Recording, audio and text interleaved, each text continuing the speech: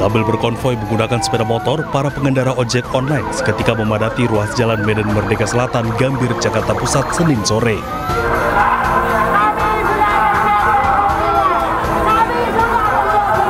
Aksi sempat memanas saat aparat kepolisian mengambil paksa flare yang dinyalakan sejumlah pengemudi ojek online. Meski sempat kondusif, aksi unjuk rasa kembali memanas hingga berujung pada kericuan saat salah seorang massa kembali menyalakan flare di tengah kerumunan. Ketua Umum Asosiasi Garda Indonesia, Raden Igun Wicaksono, menyebut aksi unjuk rasa digelar sebagai bentuk desakan mereka kepada pihak aplikator untuk menurunkan potongan biaya aplikasi dari 15% menjadi 10%. Kami juga sepakat dengan Komisi 5 DPR RI yang sudah setuju bahwa potongan aplikasi 10% itu harus diberlakukan dan masih tidak bisa dijalankan karena regulator masih bertahan tidak mau menurunkan dari 15% menjadi 10%. Para pengemudi juga meminta agar pemerintah menyusun undang-undang tentang transportasi online. Mereka juga mendesak pemerintah agar merevisi aturan transportasi online. Dari Jakarta Pusat, Rani Sanjaya, iNews melaporkan.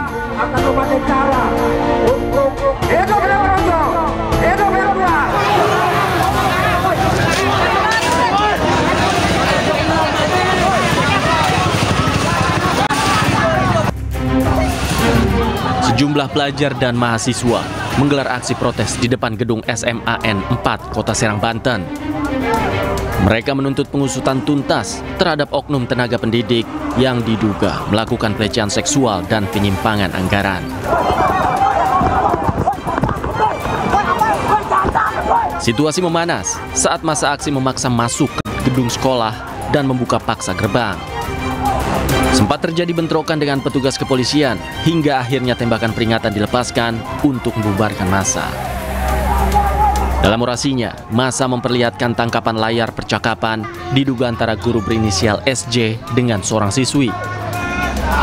Dalam pesan tersebut, terdapat ajakan untuk menginap di sebuah hotel. Massa menilai kasus ini sudah melecehkan martabat pendidikan dan harus diusut tuntas oleh hukum. Tadi Bapak sampaikan, kita bicara ke depan, yang ke belakang yang memang perlu ditindaklanjuti, pihak berwenang sudah siap.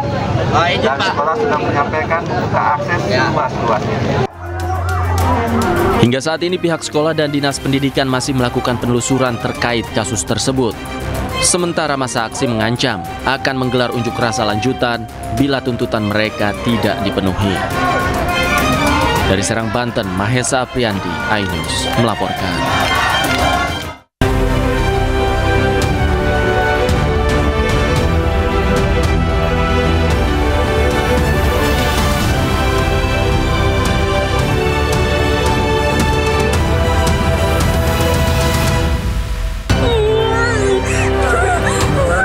Nakoda kapal Barcelona ditetapkan tersangka kebakaran kapal yang menewaskan 5 orang. Jumlah penumpang 2 kali lebih banyak dari manifest. Viral seorang siswa SMP di Blitar, Jawa Timur dirundung belasan siswa lain saat MPLS di area sekolah.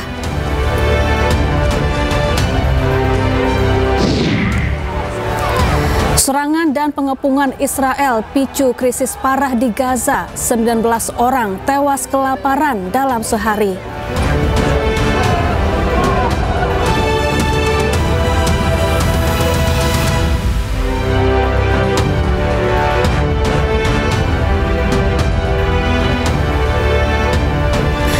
Selamat siang pemirsa, apa kabar Anda hari ini? Senang sekali saya Syafaati Suryo kembali hadir menemani Anda dalam iNews Siang. Selain 3 berita utama tadi, iNews Siang juga akan menyuguhkan beragam informasi penting lainnya.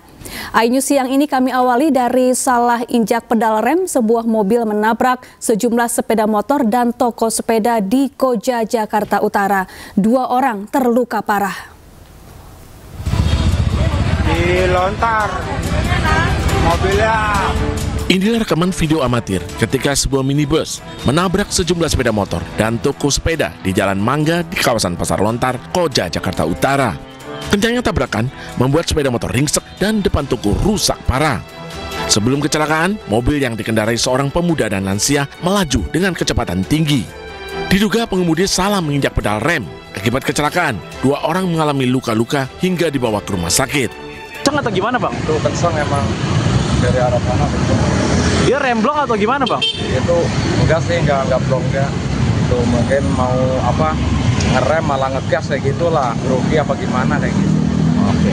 Nah, yang abang tahu bang, terakhir apakah ada korban gitu bang? Itu korbannya bapak-bapak, tangannya sih ini tulangnya putus kayak gitu. Terus anak-anak sininya retak.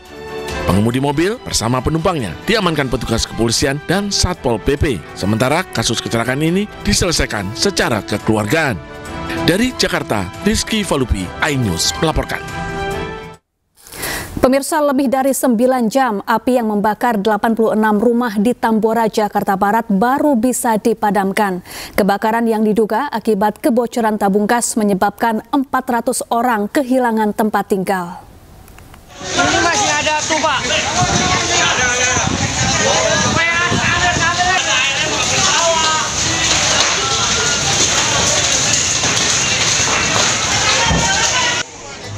Wanita ini terus menangis melihat rumahnya hangus terbakar di permukiman padat Jalan Garuda Duri Utara, Tambora, Jakarta Barat. Warganya bisa pasrah tak bisa menyelamatkan barang berharga mereka. Akibat kebakaran, 86 rumah hangus terbakar, 400 orang warga kehilangan tempat tinggal dan terpaksa mengungsi.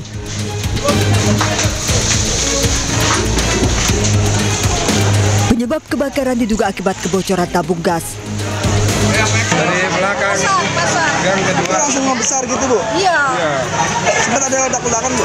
Ya? Nggak dengar itu. Nggak dengar dah. Jauh ya, sekitar ya dari ujung sini gitu. Ya.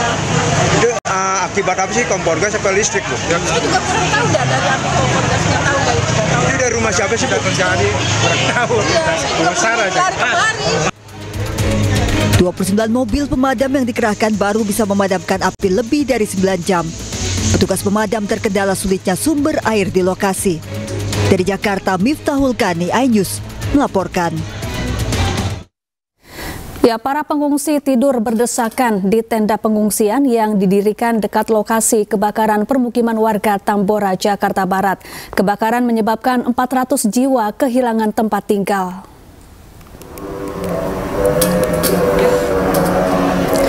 Korban kebakaran mengungsi di tenda pengungsian yang didirikan di Balai Warga Kelurahan Duri Utara, Tambora, Jakarta Barat. Warga terdampak kebakaran tidur dengan kondisi berdesakan, beralaskan terpal dan fasilitas seadanya. Selain itu, dapur umum, posko administrasi hingga posko kesehatan darurat juga didirikan untuk melayani kebutuhan warga terdampak.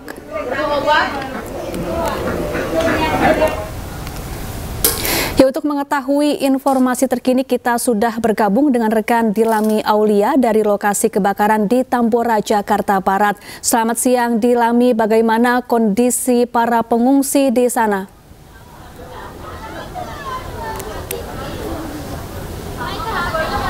Ya, selamat siang Syafa dan juga pemirsa. Saat ini saya sudah berada di lokasi tenda BPBD, yakni tenda yang peruntukan bagi warga atau masyarakat Tambora, Jakarta Barat. Ini yang terkena kebakaran ya kemarin karena ada 86 rumah yang hangus terbakar sehingga 100 kakak atau 400 jiwa ini harus mengungsi di tenda pengungsian yang sudah didirikan oleh petugas. Ada 2, tepatnya ada di tenda BPBD saat ini saya melaporkan dan juga ada di Balai Warga RW 2, di mana kalau di sini ada 3 tenda begitu ya, yang dimana setiap tenda ini bisa diisi 100 orang. Dan kalau dilihat Syafa, tenda yang saya tempati saat ini dominasi oleh ibu-ibu dan juga anak-anak begitu ya, dan kebutuhan yang paling dibutuhkan yakni pakaian, kemudian makanan dan juga minuman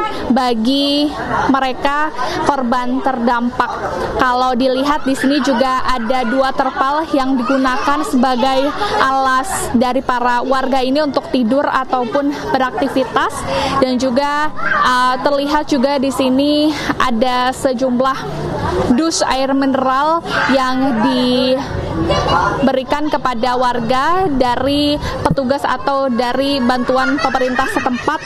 Selain itu, Syafa, ada juga di sini 3 kipas ya yang dinyalakan agar sirkulasi udara juga tetap nyaman di sini. Karena kalau di luar, Syafa, ya masih ada kepulan asap, sehingga kalau di luar begitu ya kondisinya ini cukup sesak, terlebih bagi anak-anak, sehingga mereka dihimbau untuk masuk ke dalam tenda dan juga bisa beristirahat di sini, Syafa dan juga pemirsa.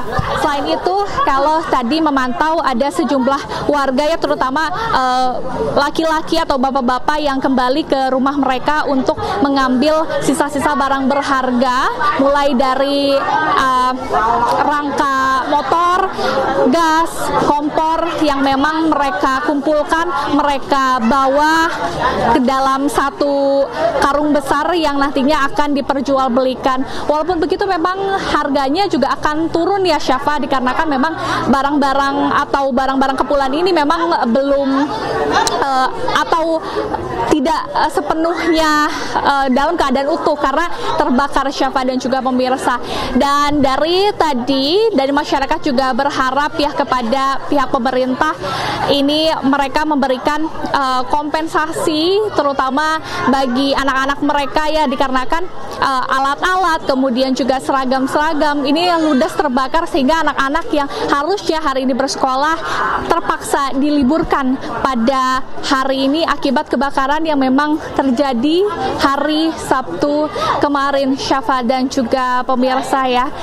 Dan kalau kita melihat kembali juga di sini masyarakat hanya dapat menyelamatkan alat elektronik saja berupa HP, dikarenakan untuk ijazah, akta-akta, surat itu ludes terbakar saat kejadian yang terjadi kemarin pagi, Syafa, dikarenakan kemarin juga sempat ada 29 personil dari pemadam, maksud kami 29 mobil personil kebakaran dengan 140 personil yang memang dikerahkan selama 9 jam untuk proses pendinginan yang ada. Kita harapkan bersama, Syafa, bala bantuan akan terus datang agar masyarakat Tambora ini juga dapat terpenuhi secara nutrisi juga.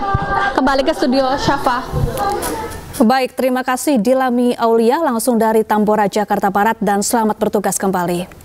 Sementara itu, pemirsa, di Magetan, Jawa Timur, 1 orang tewas dalam kebakaran rumah.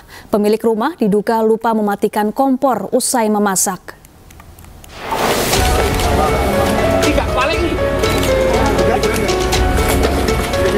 Petugas mengevakuasi jenazah warga yang hangus terbakar di rumahnya di Kelurahan Keraton, Kecamatan Maospati, Magetan, Jawa Timur.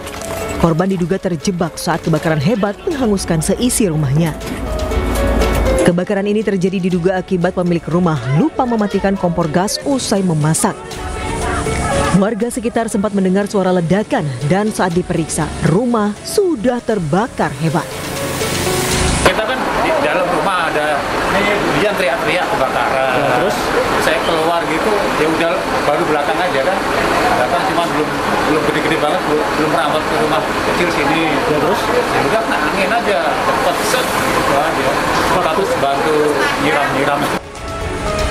Warga sempat berupaya memadamkan api dengan alat seadanya.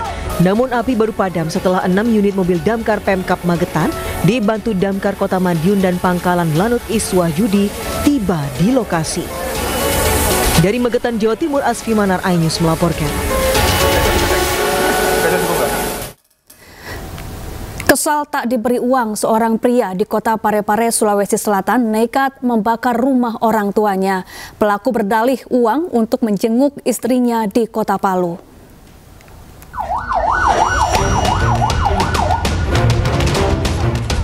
Petugas damkar berupaya memadamkan api, namun api telah membakar habis seluruh bangunan hingga ke belakang. Rumah ini ternyata dibakar. Anak pemilik rumah yang ditangkap polisi setelah terbukti menjadi pelaku pembakaran. Pelaku mengaku kesal karena tidak diberi uang oleh orang tuanya hingga nekat membakar rumah. Pelaku berdalih meminta uang untuk digunakan melihat istrinya yang berada di Kota Palu. 2 hari kemudian kembali lagi meminta uang kepada orang tuanya, namun tidak jadi. Namun karena merasa kecewa, anak ini ada kata-kata, kalau kamu tidak memberikan uang kepada saya akan membakar rumah. Jadi akibat dari perbuatan ini benar pelaku melakukan suatu pembakaran kepada rumah orang tuanya. Polisi menyita korek api dan kain yang digunakan pelaku saat membakar rumah. Sementara akibat perbuatannya, tersangka diancam hukuman 12 tahun penjara. Dari Parepare, Sulawesi Selatan, Erwin Eka Pratama, iNews melaporkan. Pemirsa, sebuah kapal nelayan asal Aceh Timur, Provinsi Aceh bertabrakan dengan kapal kargo asal Hong Kong. Akibat insiden tersebut, 2 orang nelayan hilang dan masih dalam pencarian.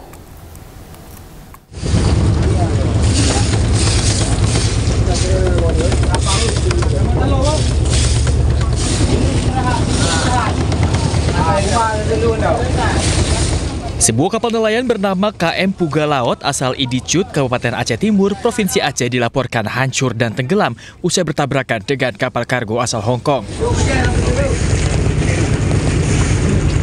Insiden ini terjadi ketika kapal kargo tersebut hendak menuju Singapura dan akhirnya bertabrakan dengan kapal nelayan di tengah laut pada jarak 72 mil dari perairan Selat Malaka, tepatnya di atas pesisir kota Lok Subawe. Akibat insiden ini 2 orang nelayan hilang dan 8 orang lainnya berhasil diselamatkan. Korban selamat telah dievakuasi tim gabungan Basarnas Aceh Timur dan langsung dibawa ke Rumah Sakit Umum Daerah Zubir Mahmud Aceh Timur. Sementara itu 2 nelayan yang dikabarkan masih hilang yaitu Saiful dan Abdurrahman hingga kini masih dalam proses pencarian di sekitar lokasi kejadian. Dari Banda Aceh, Syukri Syarifuddin, iNews melaporkan. Nakhoda kapal Barcelona 5 yang terbakar di perairan Talise dan menewaskan 5 orang penumpang ditetapkan sebagai tersangka. Penetapan tersangka didasari jumlah penumpang yang mencapai 580 orang, 2 kali lebih banyak dari data manifest.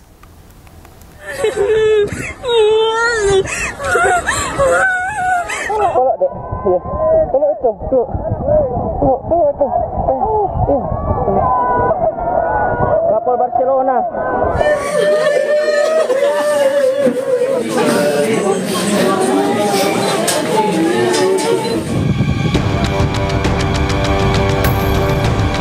Polisi menetapkan nahkoda kapal motor Barcelona 5 yang terbakar di perairan Talise, Minahasa Utara, Sulawesi Utara sebagai tersangka.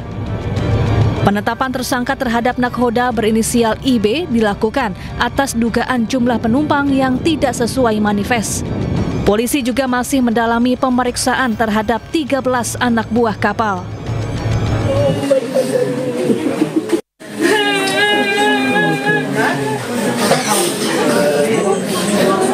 Sementara itu, akibat peristiwa ini, Basarnas dan Gubernur Sulawesi Utara menyebut total jumlah korban mencapai 580 orang.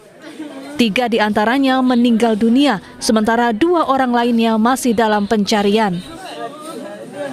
Ya, saya baru mendapat berita 5 orang, ya, tapi saya belum melihat. Ya. Pak, izin ada tapi udah A1 itu.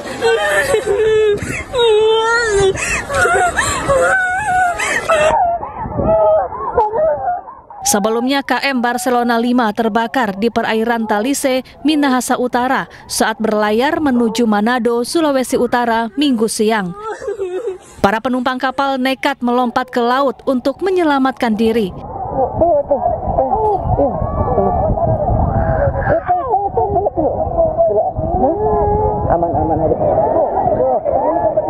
Diduga jumlah korban 2 kali lebih besar dari yang terdata dalam manifest, yakni 280 penumpang. Dari Manado, Sulawesi Utara, Jeffrey Langi, iNews melaporkan. Menteri Perhubungan Dudi Purwagandi mengatakan akan mengevaluasi dan memperbaiki prosedur penyelamatan khususnya di sarana transportasi laut. Sementara untuk perbedaan data manifest dan data Basarnas, pihaknya akan terus berkoordinasi guna memastikan dengan benar jumlah penumpang yang naik. Penyelamatan kami serahkan kepada Basarnas sebagai leading sektor, untuk penyelidikan kami serahkan kepada KNKT. Ya, ini sebagai bagian dari evaluasi kami pada setiap kejadian apa yang harus kami perbaiki, kami akan ya, karena sudah bukan prosedur keselamatannya Pak. Soalnya untuk ke Barcelona katanya untuk live rescue-nya nggak diapa oleh petugas. Kalau ada kelalaian dari perbaikan bagaimana Pak? Ada kelalaian ataupun ada tindak pidana, kami serahkan kepada aparat penegak hukum. Untuk korban bisa dipastikan bahwa rumah sakit menangani secara penuh karena dari pihak Jasa Marga mengcover semuanya. Berarti tadi di ODSK Bapak melihat ada korban jenazah di Oh enggak. Oh, siap. Kalau yang jenazah kami memberikan kesempatan kepada polisian untuk melakukan identifikasi. Jadi sementara saya tidak ingin mengganggu masing-masing tugas dari leading sektor.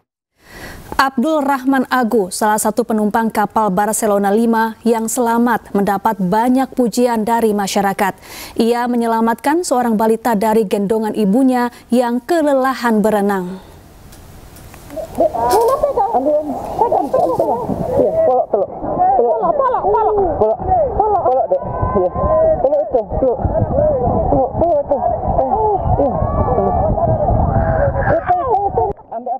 Kisah dramatis Abdul Rahman Agu, seorang penumpang kapal yang selamat dari tragedi terbakarnya kapal Barcelona 5 di perairan Talise, mengundang simpati masyarakat. Abdul selamat setelah dirinya melompat ke laut bersama puluhan penumpang lainnya. Tidak hanya berhasil menyelamatkan dirinya, Abdul juga berhasil menyelamatkan seorang balita yang terombang-ambing di laut bersama ibunya. Abdul menggendong anak tersebut karena sang ibu sudah kelelahan berenang sambil menggendong. Oh, makasih Om. Ada aman, ada aman. Tunggulah, ada orang mau tolong, ada orang mau tolong. Ada aman. Abdul berusaha menenangkan anak tersebut yang mulai resah atas kejadian yang dialaminya. Abdul berusaha berbicara dan menghibur sang anak agar sang anak tetap tenang. Kita sudah terbawa arus, dan pada waktu itu saya mendengar ada ibu-ibu yang sedang minta tolong, dia sudah tidak mampu, dan saya langsung pergi ke arah ibu. Itu dia ada bawa anak kecil, ibu bilang sudah tidak mampu, dia sudah kelelahan, jadi saya langsung ambil anaknya itu. Diketahui KM Barcelona 5 terbakar pada Minggu siang. KM Barcelona 5 mengangkut 280 penumpang dan 14 anak buah kapal serta nahkoda. Belum diketahui pasti penyebab terbakarnya kapal, namun dugaan sementara kapal terbakar akibat ledakan dari ruang mesin kapal. Dari Kabupaten Minahasa, Jeffrey Ilangi, iNews melaporkan. Anda kembali di iNews Siang, pemirsa. Kompolnas mengaku mengantongi informasi baru terkait kematian diplomat muda Arya Daru Pangayunan dan akan segera berkoordinasi dengan kepolisian. Sementara hingga kini polisi masih mendalami penyelidikan untuk mengungkap penyebab kematian.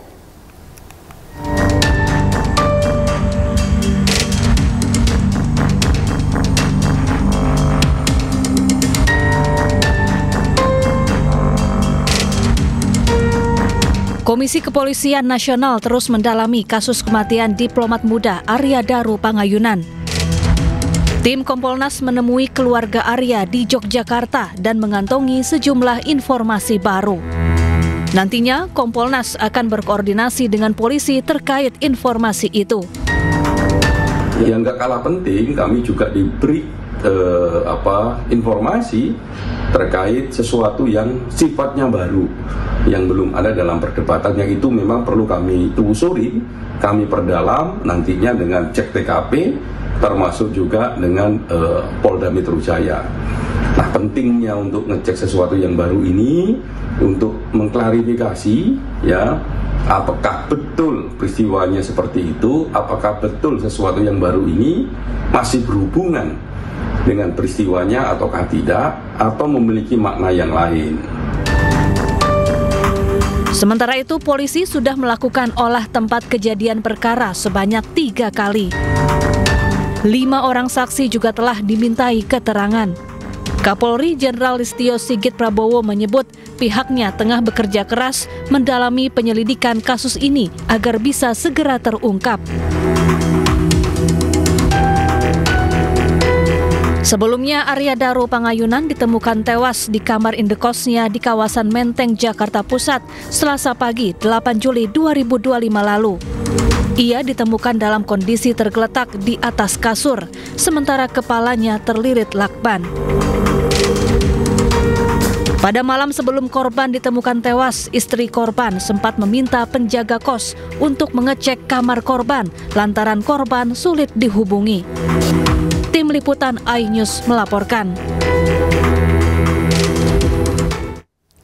Ya pemirsa, mendalami kasus Kompolnas siang ini mendatangi rumah kos tempat diplomat muda Arya Daru Pangayunan ditemukan tewas di Menteng, Jakarta Pusat. Dan untuk mengetahui informasi terkini, kita sudah bergabung dengan rekan Jen Cahyani di lokasi. Selamat siang Jen, apakah Komisioner Kompolnas sudah datang di TKP? Ya, selamat siang Syafa dan juga pemirsa. Ya, betul sekali. Saat ini dari pihak Kompolnas masih di dalam untuk melakukan cek TKP di kawasan Menteng, Jakarta Pusat terkait dengan misteri meninggalnya diplomat muda Kementerian Luar Negeri Arya Daru Pangayunan yang meninggal pada tanggal 8 Juli 2025 lalu, dan tadi sudah dilakukan cek TKP sejak sekitar pukul 10.30 waktu Indonesia Barat, dan hingga saat ini masih berada di dalam, masih dilakukan cek TKP setelah pada hari Minggu kemarin dari pihak Kompolnas sudah menemui pihak keluarga Arya Daru Pangayunan di Yogyakarta dan juga sudah mengantongi informasi baru terkait dengan seperti apa sifat dan kemudian informasi-informasi lain terkait dengan Arya Daru Pangayunan tersebut. Dan hari ini dilakukan kembali cek TKP di lokasi tempat kos yang menjadi tempat tinggal Arya Daru selama di Jakarta. Dan tadi kalau sebelum masuk dari pihak Kompolnas sempat mengatakan kalau ini bukan merupakan olah TKP, melainkan hanya cek TKP. Sebelumnya dari pihak Kompolnas sudah melakukan 3 kali olah TKP dan juga sudah memeriksa sejumlah 5 saksi, diantaranya ada istri korban, kemudian dari penjaga kos, kemudian 2 rekan kerja korban dan juga tetangga kosan korban. Dan saat ini Syafa dan juga pemirsa bisa dilihat sepertinya dari pihak Kompolnas sudah selesai melakukan cek TKP, dan kami akan tanyakan informasi terkait temuan hari ini yang ditemukan oleh pihak Kompolnas.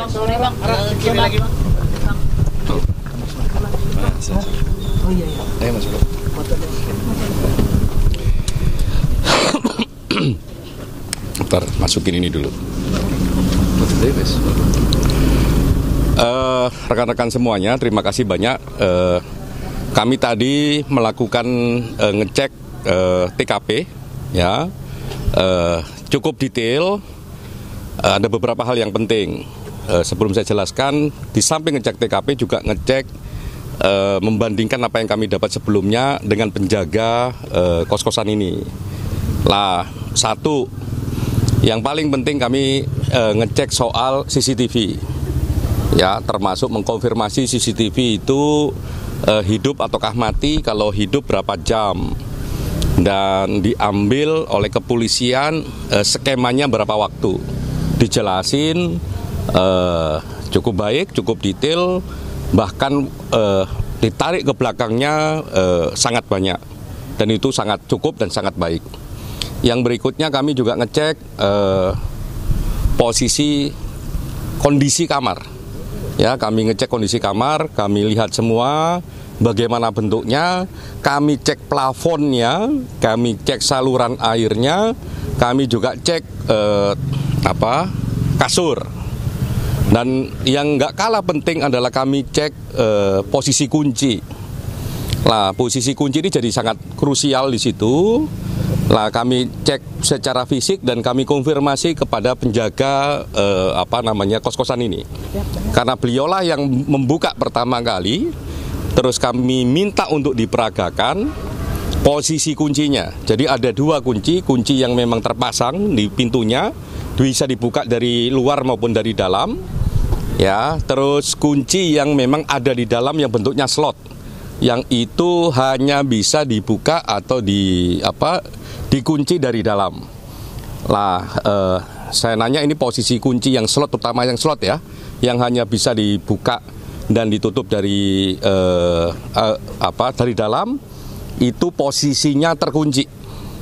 Jadi kami tadi konfirmasi langsung ke penjaganya, kan ada video juga, kami cek videonya, kami konfirmasi ke dianya, waktu dibuka posisinya terkunci. Yang berikutnya kami juga ada salah satu penghuni kos-kosan ya yang masih belum tidur sampai jam 1-an begitu. Apakah ada suara yang mencurigakan? Tidak ada. Suaranya hening dan sebagainya. Apakah kondisinya kayak biasanya, kurang lebih kayak biasanya. Apalagi di hari itu juga pas hujan rintik-rintik ya. Lah itu juga penting. Kami cek jumlah CCTV juga penting, kami cek posisi CCTV juga penting. Tapi yang lebih penting memang soal ini saya spill aja. Bentar. Ya. Lah, ini kunci. Jadi posisi pertama kali sebelum pintu dibuka kayak begini. Nanti bisa difoto. Nanti lebih di zoom lagi ya Pak. Oke. Nanti setelah ini ya Pak. Oke, nanti bisa di zoom. Jadi posisinya slotnya terkunci, ya slot manualnya terkunci, yang hanya bisa dibuka dan ditutup. Yang bisa dibuka dan ditutup dari dalam. Terus yang ini kunci biasa yang bisa dibuka dari luar dan dari dalam kamar. Terus posisi plafon, baik posisi plafon kamar maupun plafon kamar mandi tidak ada yang rusak sama sekali. Mungkin itu yang penting. Nanti kami geser ke PMJ untuk lebih detail lagi apa yang sudah dilakukan dan sebagainya. Oke? Pak, ada CCTV yang hilang nggak Pak? Ada CCTV yang hilang nggak Pak? Jumlah CCTV sebelum peristiwa sampai peristiwa jumlahnya sama. Apa sih yang membedakan penyidikan yang dilakukan oleh Kompolnas sama yang dilakukan oleh pihak kepolisian? Apakah ini beriringan? Kompolnas memastikan apa yang dilakukan oleh rekan-rekan kepolisian itu sesuai prosedur ataukah tidak. Secara substansi memang mendalami substansinya ataukah tidak. Lah, menuju ke sana kami memang ngecek dulu. Makanya kami pertama kali datang ke keluarga. Kemarin kami datang ke keluarga, ketemu langsung dengan keluarga, ketemu langsung dengan istri, banyak hal yang kami dapatkan. Tahap berikutnya kami datang ke TKP untuk juga ngecek sebenarnya TKP-nya bagaimana. Dengan 2 modalitas itulah nanti kami ketemu sama PMJ, Polda Metro Jaya untuk mendalami apa yang sudah dilakukan, apa yang sudah didapatkan, dan prosedurnya baik ataukah tidak. Karena ini kan Kompolnas. Jadi itu. Jadi kami ingin melapis gitu ya. Kan kalau kayak begini kan kami bisa nanya nanti kalau dijelaskan sama Polda Metro Jaya. Ini CCTV diambil dari titik yang mana? Ini CCTV-nya jumlahnya berapa? Durasinya yang diambil kapan saja dan sebagainya. Termasuk juga apakah dicek semua ruang dan model yang terjadi di kamar ya. Plafonnya, jenis kunci dan sebagainya. Termasuk apa saja yang ditemukan di dalam kamar ketika peristiwa itu berlangsung. Kami juga cek, termasuk kalau teman-teman lihat di CCTV yang sudah beredar bawa kresek. Tapi tadi kami juga mengkonfirmasi ke Pak Penjaga, betul itu bawa kresek dan sebagainya. Kami sebenarnya tahu sedikit banyak apa isi kreseknya, tapi nanti kami dalami di Polda Metro. Dari keluarga itu ya, Pak, masih baru Pak. Berkomunikasi sama Kemlu tentang track record dari ADP ini. Kami fokus dulu pada fakta yang terjadi pada struktur peristiwa yang paling dekat. struktur peristiwa yang paling dekat adalah di sini dan keluarganya, belum kemana-mana. Dugaan paling kuat nanti kita tunggu hasil pendekatan ilmiah dari teman-teman kepolisian, karena itu yang paling objektif. Jadi nanti kita cek apakah visumnya selesai atau tidak, otopsinya selesai atau tidak, kalau belum selesai kapan, terus otopsinya ini jenisnya apa, atau otopsi biasa, ataukah ada otopsi yang memang spesifik untuk menentukan sesuatu di dalam pertubuhan korban. Alasan pemeriksaan 7 hari ke depan lagi apa, Pak? Gimana? Alasan pemeriksaan dimaju menjadi 7 hari ke depan lagi, kan janjinya seminggu terus diperpanjang lagi gitu. Saya kira problem utama adalah karena ini pendekatan saintifik ya, bisa jadi memang hasil otopsinya belum kelar. Karena semakin spesifik otopsi, semakin lama waktu membutuhkannya. Pengalaman saya misalnya di beberapa kasus, bahkan ada yang sampai 3 bulan, ada yang 2 bulan. Ya, untuk menentukan apa yang terjadi, terutama di titik mana kematian itu terjadi, apakah kekurangan oksigen ataukah karena yang lain misalnya begitu, itu bisa dicek di otopsi, dan itu ya kalau kita sampai spesifik kayak begitu ya membutuhkan waktu berbeda dengan otopsi yang biasa. Dari keluarga sama penjaga kos ya, dari keterangan polisi bahwa penjaga kos ngecek atas perintah dari istri korban. Nah, kenapa penjaga kos tidak mengetuk pintu kamar korban? Kenapa cuma jalan ngecek kiri kanan gitu? Ada penjelasan kah dari penjaga kos? Salah satu yang paling penting ya, memang firm ada komunikasi antara istri sama penjaga kos. Menit per menitnya kami juga ada.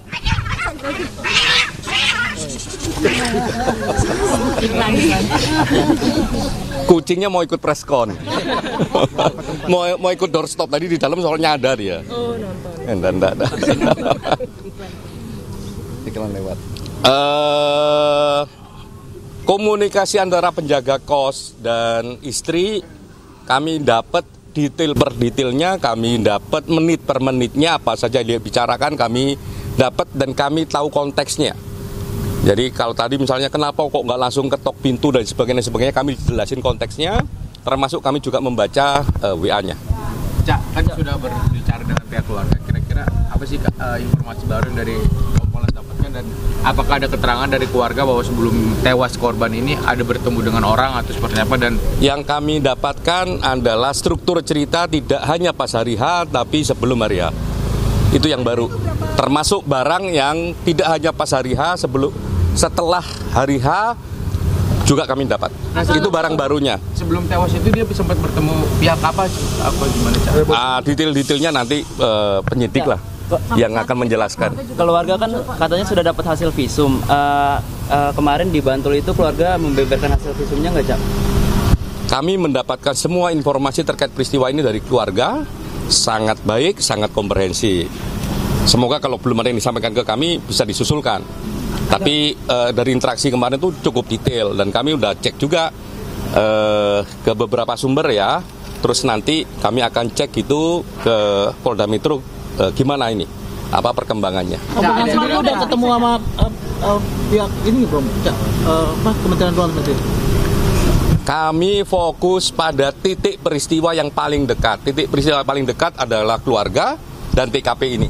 Nanti kami akan lihat struktur peristiwanya. Kalau struktur peristiwanya memang mengharuskan kami ketemu sama Departemen Luar Negeri, ya kami akan cek ke sana. Tapi kan pokoknya dari keluarga, TKP, dan PM Japlaga ini kan Kompolnas, bukan Komnas HAM. Dari kantor itu kan dia pernah melakukan upaya bunuh diri sebelum melakukan. Gimana? Katanya kan infonya dia pernah mencoba melakukan bunuh diri di kantor Kementerian. Semua informasi monggo aja, asalkan ada basis faktanya.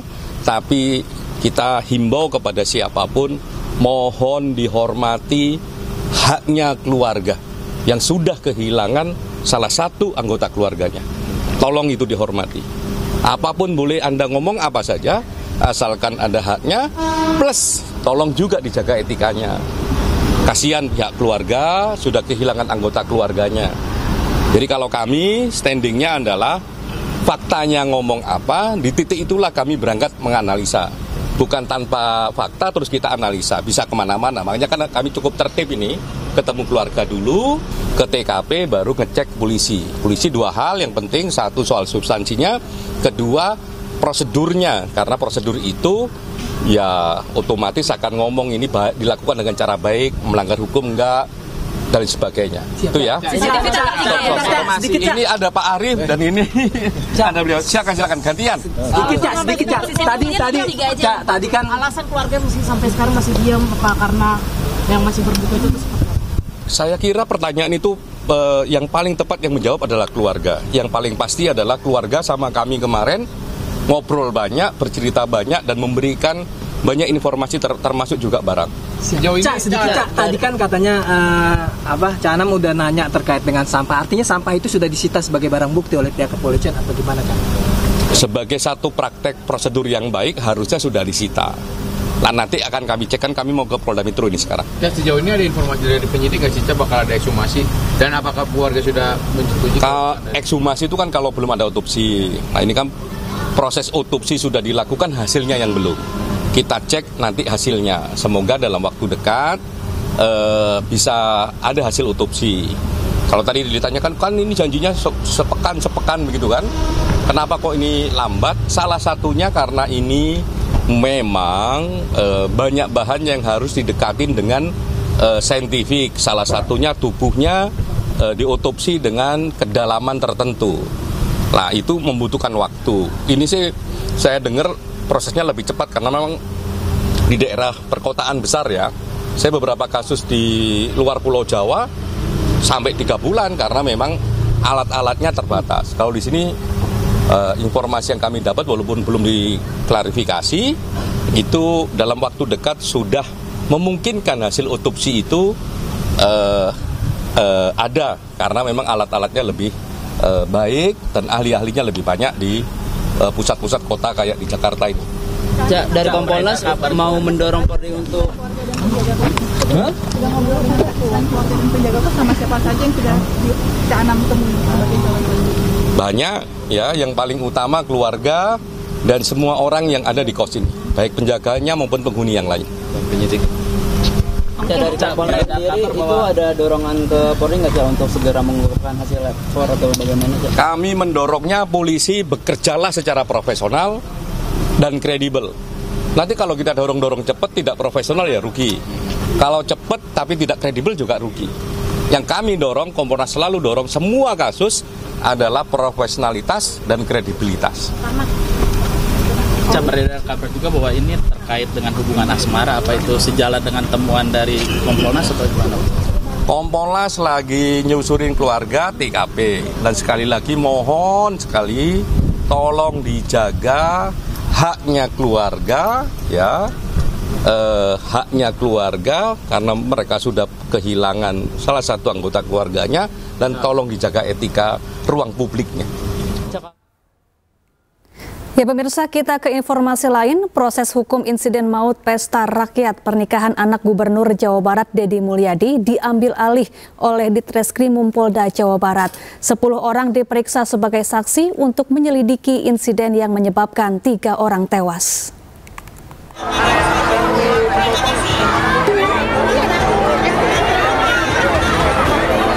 Tragedi pesta rakyat yang menewaskan 3 orang warga di Garut, Jawa Barat Jumat lalu menjadi perhatian kepolisian.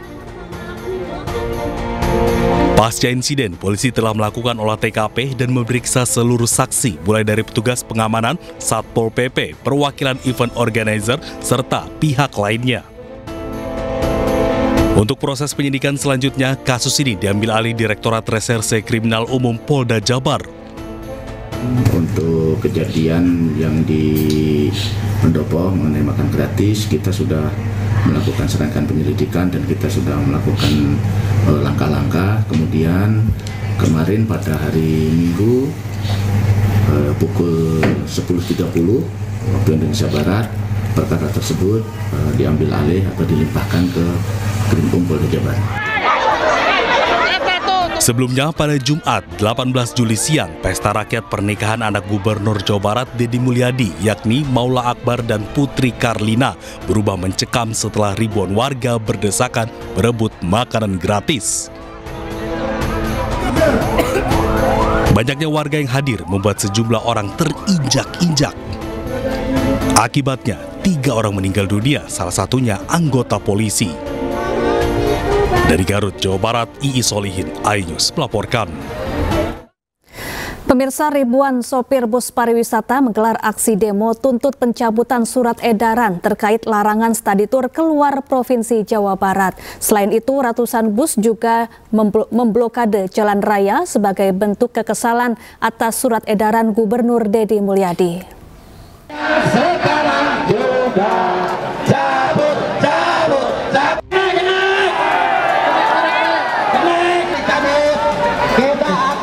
Ribuan supir bus dari berbagai daerah di Jawa Barat memadati kawasan gedung pemerintahan Provinsi Jawa Barat. Baik, kita punya hasil. Aksi ini dilakukan untuk menuntut pencabutan surat edaran terkait larangan studi tur keluar Provinsi Jawa Barat. Selain itu, para supir bus juga memblokade jalan Diponegoro dengan bus pariwisata. Mereka merasa dirugikan dengan kebijakan Deddy Mulyadi yang melarang anak sekolah studi tur keluar kota. Hal tersebut membuat banyak pekerja wisata kehilangan pekerjaan hingga merugi.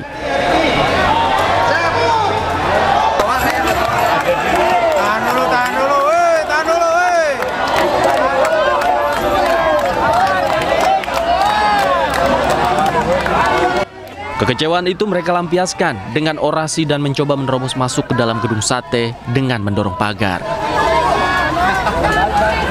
Aksi damai ke gedung sate. Kami dari berbagai daerah dari Jawa Barat, ya, ada dari Garut, Tasik, Pangandaran, Cirebon, Cianjur, Sukabumi, Bogor, Bekasi, Depok, Indramayu, Majalengka, Kuningan, pokoknya seluruh Jabar, ya. Kami pelaku pariwisata, ya, pekerja pariwisata Jawa Barat yang terdiri dari PO Bus dan krunya, supir, kenek, ya. Juga ada travel agent, juga ada tour guide, juga ada UMKM. Ya, kami di sini menggelar aksi damai, bukan demo ya. Kita menggelar aksi damai hanya ingin menuntut keadilan. Massa mengancam jika tuntutan mereka tidak digubris, para supir bus akan kembali berunjuk rasa dengan jumlah yang lebih banyak. Dari Bandung, Jawa Barat, Ervan David, iNews melaporkan. Ya, Gubernur Jawa Barat Deddy Mulyadi menyebut aksi unjuk rasa yang dilakukan oleh sopir bus pariwisata membuktikan bahwa kegiatan study tour sekolah hanyalah rekreasi semata. Meski mendapat penolakan, Pemprov Jabar mengaku akan tetap melarang kegiatan study tour.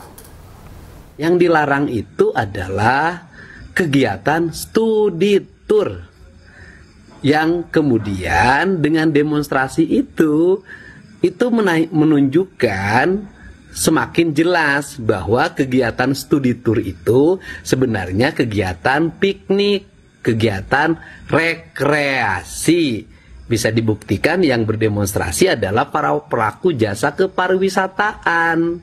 Insya Allah Gubernur Jawa Barat akan tetap berkomitmen menjaga ketenangan orang tua siswa agar tidak terlalu banyak pengeluaran biaya di luar kebutuhan pendidikan. Pemirsa, drama ijazah Presiden ke-7 RI Joko Widodo makin memanas. Tak terima status kasusnya dinaikkan ke tahap penyidikan. Roy Suryo bersama tim kuasa hukumnya menggeruduk Polda Metro Jaya.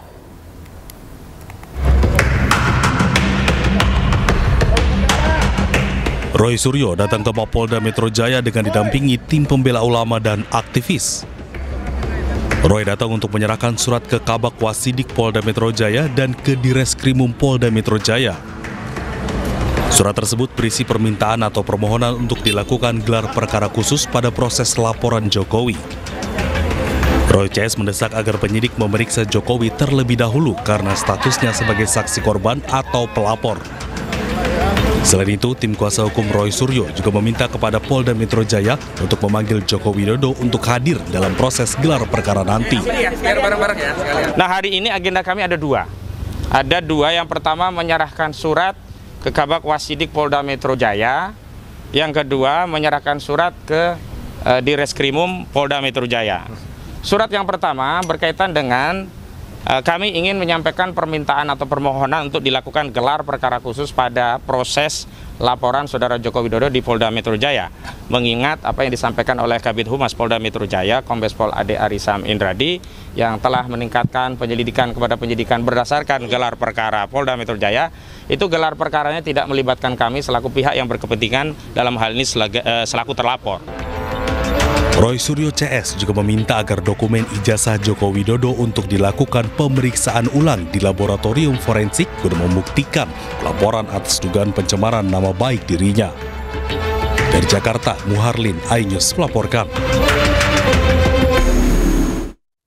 Ya, sebelumnya Polda Metro Jaya menaikkan laporan Presiden ke-7 RI Joko Widodo terkait pencemaran nama baik ke tahap penyidikan. Dengan naiknya kasus ini, Roy Suryo CS terancam menjadi tersangka. Laporan Presiden ke-7 RI Joko Widodo terkait dugaan fitnah atau pencemaran nama baik buntut tudingan ijazah palsu naik ke tahap penyidikan. Polisi menyatakan menemukan unsur pidana dalam laporan. Polisi juga membuka peluang untuk memanggil kembali Jokowi sebagai pelapor untuk diperiksa lebih lanjut. Berdasarkan hasil gelar perkara tadi malam, maka terhadap laporan polisi yang pertama, pelapornya adalah Saudara Insinyur HJW, dalam proses penyelidikan yang sudah dilakukan, dalam gelar perkara disimpulkan ditemukan ya hasil penyelidikan sudah ditemukan dugaan peristiwa pidana sehingga perkaranya ditingkatkan ke tahap penyidikan.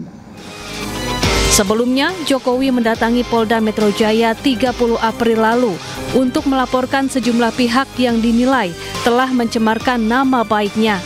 Di antaranya mantan Menpora Roy Suryo, ahli digital forensik Rismon Sianipar, pegiat media sosial Dr. Tifauzia Tiasuma, pemerhati politik Rizal Fadilah, dan seseorang berinisial K. Tim Liputan iNews melaporkan. Pemirsa, kader Partai Solidaritas Indonesia Dian Sandi Utama memenuhi panggilan pemeriksaan sebagai saksi terkait kasus tudingan ijazah palsu milik Presiden ke-7 RI Joko Widodo. Dian Sandi Utama tiba di Polda Metro Jaya sekitar pukul 10 pagi dan baru selesai menjalani pemeriksaan pada pukul 5 sore. Dian Sandi mengaku dicecar 26 pertanyaan oleh penyidik.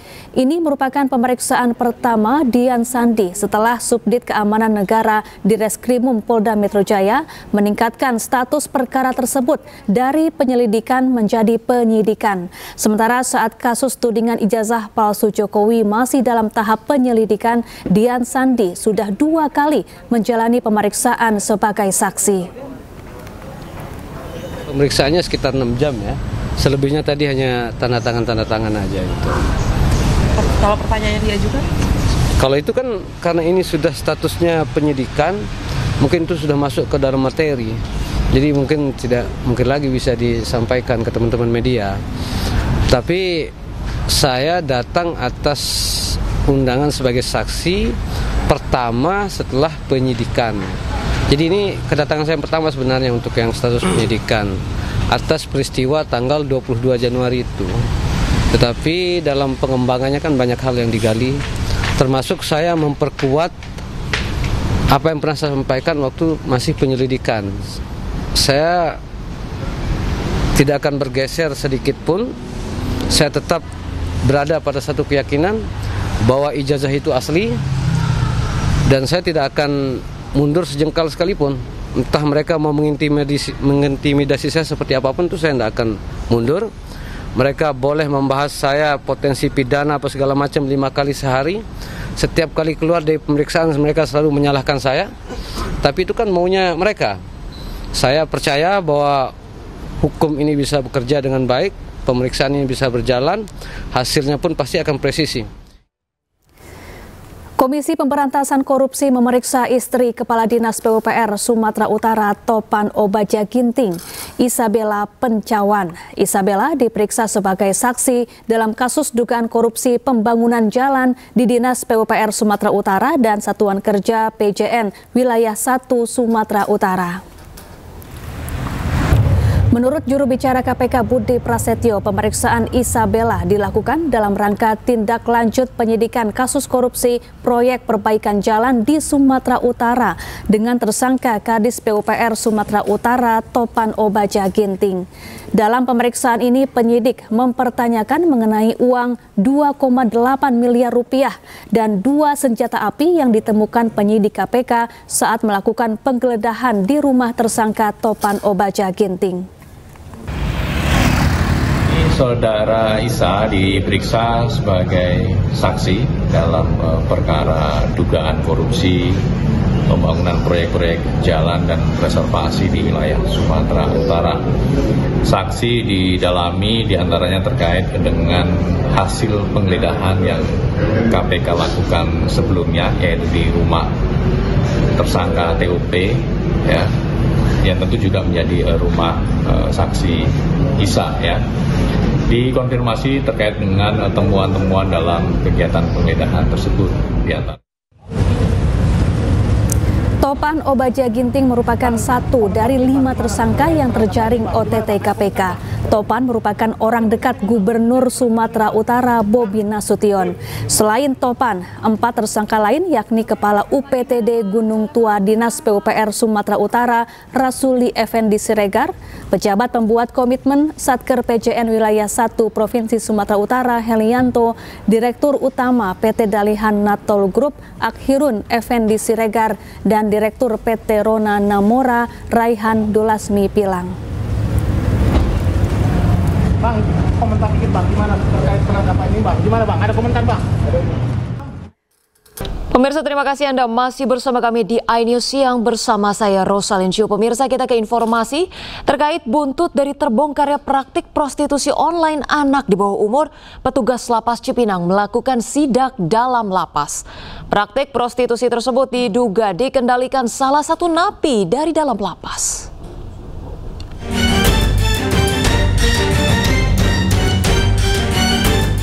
Petugas Lapas Cipinang melakukan sidak dalam lapas usai polisi membongkar praktik prostitusi online di bawah umur yang diduga dikendalikan salah satu napi lapas. Petugas memeriksa satu persatu kamar napi untuk mencari barang-barang yang dilarang dibawa ke dalam lapas. Hasilnya, petugas menemukan sejumlah alat komunikasi berupa ponsel, headset maupun speaker. Setelah disidak, 16 napi lapas dipindahkan ke Nusa Kambangan. Pihak lapas menyerahkan proses hukum terhadap pelaku ke kepolisian.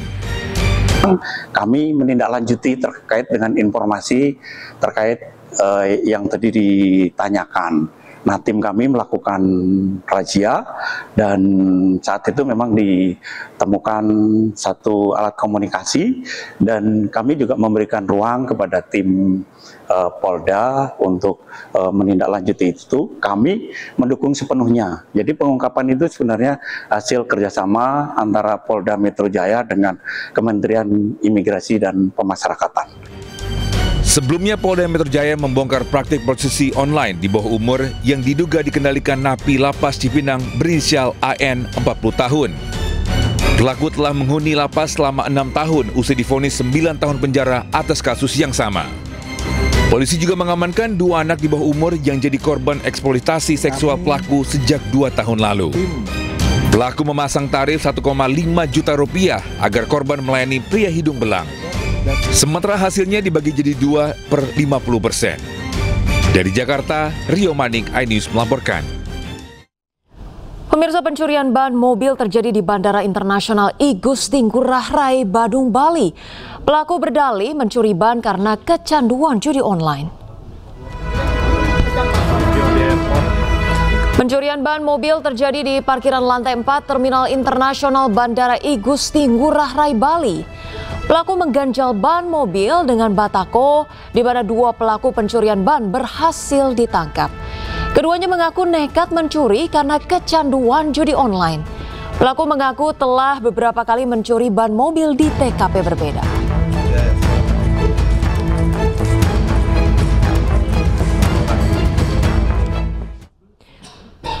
Pemirsa, polisi mengungkap kasus pembunuhan sadis di kawasan hutan Kabupaten Banjar, Kalimantan Selatan. Jasad korban yang ditemukan dengan kepala terpisah ternyata dibunuh istri dan saudara iparnya akibat sering di KDRT.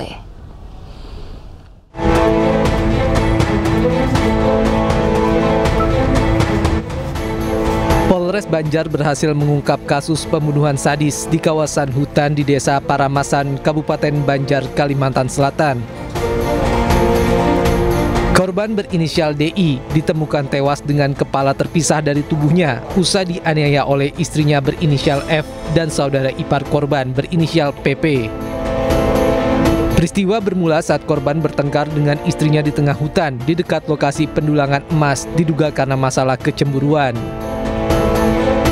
Keributan memuncak saat korban memukul pelaku dan dibalas dengan bacokan parang oleh pelaku. Kejadian itu disaksikan oleh PP yang merupakan kakak kandung pelaku. Tak terima adiknya menerima KDRT, kakak pelaku ikut menganiaya korban hingga tewas. Motif daripada kejadian ini adalah adanya cemburu, sehingga terjadi cekcok, sehingga terjadi kasus tersebut. Akibat perbuatannya, kedua pelaku dijerat pasal 338 KUHP, subsidiar pasal 170 ayat 2 ke-3 KUHP dengan ancaman hukuman maksimal 15 tahun penjara.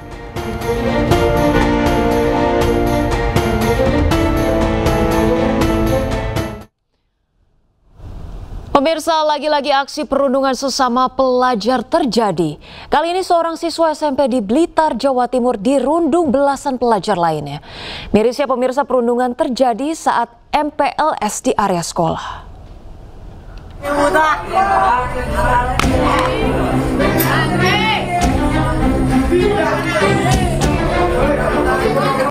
Beredar di media sosial, seorang pelajar di wilayah Kecamatan Wulingi, Kabupaten Blitar dirundung oleh belasan pelajar teman satu sekolahnya. Tak hanya dirundung, korban juga alami penganiayaan. Mirisnya, perundungan disertai penganiayaan ini dilakukan di dalam lingkungan sekolah. Dari video viral, Polres Blitar lakukan penyidikan dan memanggil 6 orang saksi dari total 14 anak yang lakukan perundungan. Kami sudah melakukan upaya penanganan dengan serius. Untuk penanganan tersebut diantaranya adalah melakukan fair terhadap korban, permintaan visum pada korban, melakukan pemeriksaan terhadap beberapa saksi termasuk dari pihak sekolah. Nah, kemudian hari ini kita juga akan melakukan pemeriksaan terhadap beberapa orang, ya termasuk pelaku diduga anak. Diduga perundungan di kalangan pelajar SLTP ini karena dendam. Pasalnya, korban juga pernah melakukan aksi yang sama. Dari Blitar, Jawa Timur, Robi Ridwan, iNews melaporkan. Pemirsa, polisi tetapkan nahkoda kapal motor Barcelona yang terbakar dan memakan korban jiwa 5 orang sebagai tersangka. Penetapan tersangka setelah dilakukan pemeriksaan kru kapal. Terus, Pak. Pemirsa, Direktorat Polair Polda Sulawesi Utara menetapkan nahkoda KM Barcelona 5 sebagai tersangka dalam tragedi kapal terbakar di perairan Talise yang menewaskan 5 orang. Penetapan tersangka ini setelah dilakukan penyelidikan dan gelar perkara setelah pemeriksaan selama 24 jam terhadap 15 kru kapal termasuk ABK. Nahkoda kapal berinisial IB dikenakan Undang-Undang Pelayaran dengan ancaman penjara 4 tahun. Polisi masih terus melakukan investigasi terkait dengan penyebab pasti kapal terbakar. Sementara ada dugaan terkait dengan kapal tersebut masih akan dilaporkan lebih lanjut. 4 orang, kemudian kemarin tim bersama dengan para penyidik menyimpulkan bahwa perlu kita lakukan peningkatan statusnya untuk melakukan penetapan tersangka terhadap 1 orang dengan inisial adalah IB. Pasal yang kita sangkakan tentu adalah Undang-Undang Pelayaran, yaitu pasal 302 ayat 3, 303 ayat 3, kemudian juga pasal 312 serta pasal 323, kemudian juga dikenakan juga di pasal 359 subsidiar dengan 188 KUHP. Berkaitan dengan itu kami masih di News Siang pemirsa, ratusan warga rela antri berdesak-desakan di kantor kecamatan Kota Yogyakarta demi mendapatkan bantuan beras. Setiap warga mendapatkan jatah 20 kg beras.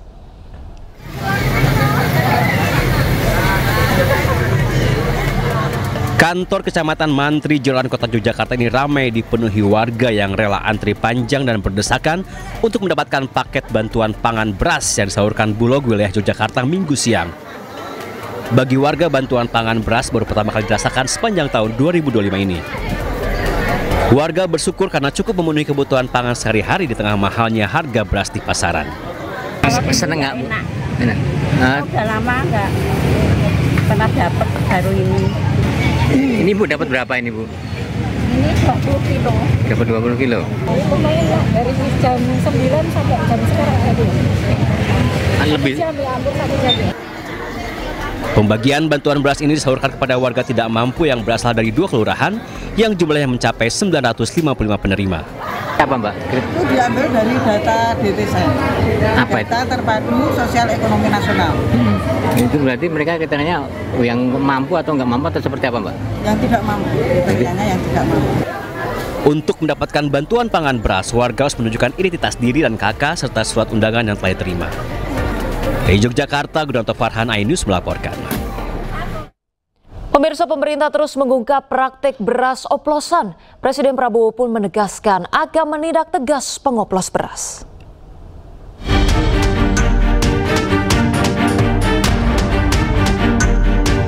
Sidak pasar terus dilakukan ke Bentan, selain untuk mengecek harga beras, tetapi juga untuk mencegah beras oplosan beredar di masyarakat.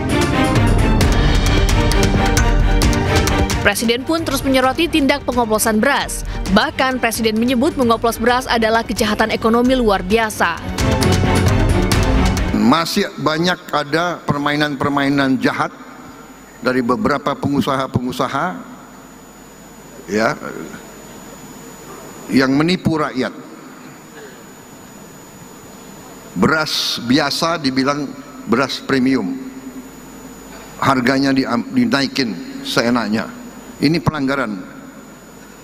Ini saya telah minta Jaksa Agung dan polisi mengusut dan menindak pengusaha-pengusaha tersebut tanpa pandang bulu. Saya dapat laporan kerugian yang dialami oleh bangsa Indonesia adalah 100 triliun tiap tahun. 100 triliun tiap tahun. Berarti 5 tahun 1000 triliun.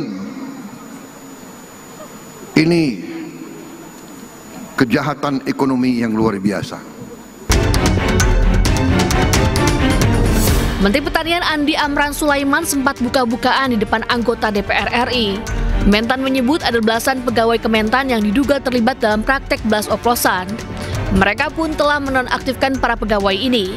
Sementara itu, Satgas Pangan Polri terus menelusuri dugaan pengoplosan beras. Kasus ini menjadi perhatian karena diduga kerugian akibat kasus ini mencapai 99 triliun rupiah per tahun.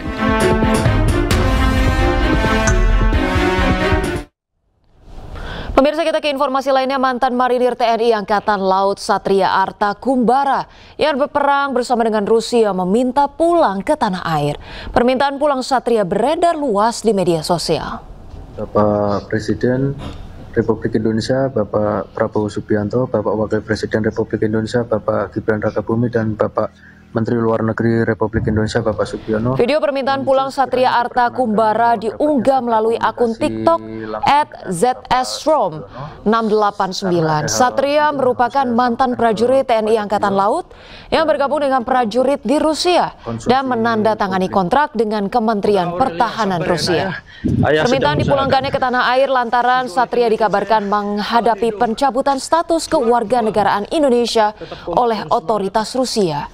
Dalam unggahannya, Satria mengaku tidak mengetahui konsekuensi terkait dengan status kewarganegaraannya.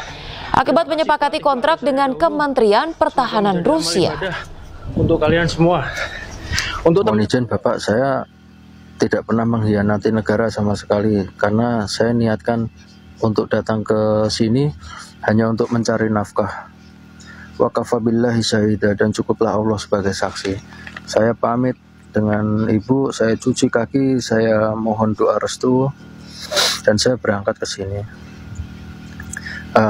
Dengan adanya hal tersebut, dicabutnya kewarganegaraan saya, itu tidak sebanding dengan yang saya dapatkan. Mohon izin Bapak. Dengan ini saya memohon kebesaran hati Bapak Prabowo Subianto, Bapak Gibran, Bapak Sugiono, mohon kebesaran hati Bapak untuk membantu mengakhiri kontrak saya tersebut dan dikembalikan hak kewarganegaraan saya untuk kembali ke Indonesia. Pemirsa, Ketua Harian MNC Peduli Jessica Tanusudibyo meraih penghargaan Perempuan Berbakti Award yang digelar di Gedung Bidakara Tebet, Jakarta Selatan. Award yang diinisiasi oleh Corporate Forum for CSR Development ini sebagai bentuk apresiasi atas peranan dan kepedulian kaum perempuan dalam pembangunan masyarakat dan pelestarian lingkungan. Corporate Forum for CSR Development atau CFCD sukses menggelar ajang penghargaan Circular Economy and Sustainability Awards (CESA) dan Perempuan Berbakti Awards 2025. Ajang bergengsi ini menjadi apresiasi kepada para perempuan yang telah menorehkan prestasi dan kemajuan baik di lingkungan perusahaan, pemerintahan, dan juga di tengah masyarakat. Nah, kami merasa perlu untuk memberikan award pada mereka untuk menstimulasi, meningkatkan kesadaran dan meningkatkan apresiasi kepada kaum perempuan supaya lebih positif dalam berbakti untuk kemajuan bangsa dan negara. Penghargaan Perempuan Berbakti ini menjadi ajang di mana kita bisa memberikan ruang bagi perempuan untuk bisa menunjukkan karya-karyanya. Bagaimana mereka bisa ikut terlibat di dalam pembangunan. Perempuan Berbakti Awards 2025 memberikan penghargaan kepada perempuan berprestasi. Salah satunya Ketua Harian MNC Peduli Jessica Tanusudibyo yang dinilai memiliki peran strategis serta inisiatif dalam program biokonversi limbah organik yang berkelanjutan di lingkungan perusahaan. Jessica mendapatkan penghargaan kategori perempuan teladan. Bu Jessica ini banyak inovasi sehingga sebagai tokoh nasional perempuan kita melihat begitu gebrakannya luar biasa. Beliau mempunyai hak untuk mendapatkan apresiasi. Dengan adanya penghargaan kepada para perempuan ini tentunya kepedulian dari seluruh pihak ya, terutama CFCD untuk lebih ikut kepedulian dalam hal pemberdayaan perempuan Indonesia di segala sektor. Perempuan berbakti ini merupakan bentuk pengakuan dan kesetaraan gender serta memotivasi perempuan Indonesia agar dapat mengambil peran dalam pembangunan negara. Dari Jakarta, Steven Patinama, Raga Firdaus, Aulia Syah Ramadan, iNews melaporkan.